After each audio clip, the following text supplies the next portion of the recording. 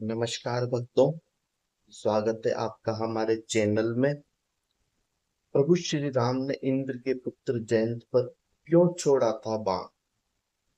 देवराज इंद्र का पुत्र जयंत प्रभु श्री राम के बल की ताह लगाने के लिए एक बार कोए का रूप धरकर माता सीता के पैरों में चोंच मारकर लहूलुहान कर दिया।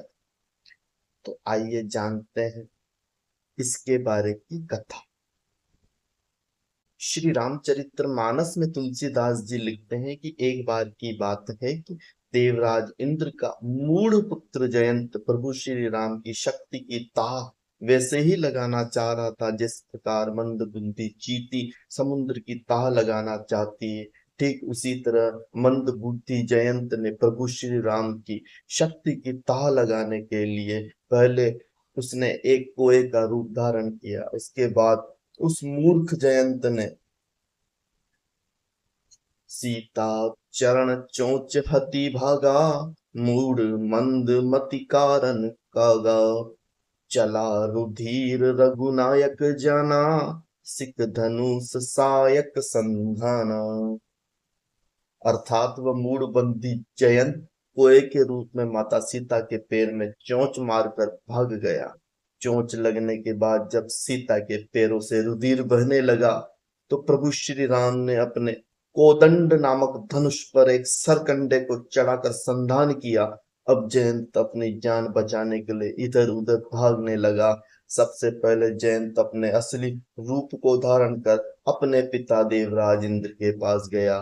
लेकिन जब उसके पिता ने यह जाना कि जयंत ने प्रभु श्री राम का विरोध किया है तो उन्होंने जयंत को शरण देने से मना कर दिया।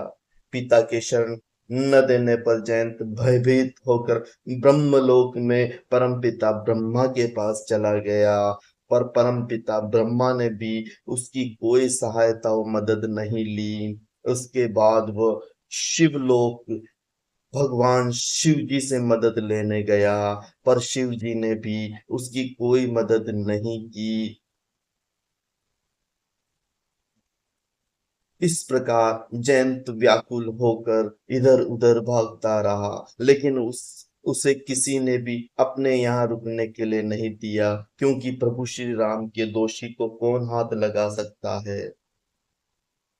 तब नारद मुनि ने जयंत को भयभीत और व्याकुल देखकर बताया कि अब तुम्हें केवल प्रभु श्री राम ही बचा सकते हैं, इसीलिए अब तुम उन्हीं की शरण में जाओ। नारद जी की बातों को मानकर तब जयंत ने हे शरणागत के हितकारी प्रभु श्री राम मेरी रक्षा कीजिए कहते हुए प्रभु श्री राम के चरणों में गिरकर क्षमा मांगने लगा। इस प्रकार दयालु प्रभु श्री राम ने उसको क्षमा कर दिया। लेकिन फिर भी जयंत रूपी कौवे की एक आंख फूट गई, क्योंकि प्रभु श्री राम के द्वारा छोड़ा गया बाण कभी निष्फल नहीं होता।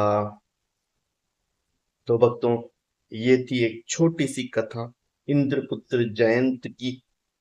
उम्मीद करते हैं आपको ये कथा अच्छी लगी होगी। अच्छी लगी हो तो चैनल को लाइक और सब्सक्राइब कर दीजिएगा, ये मेरा आपसे हाथ जोड़कर निवेदन है।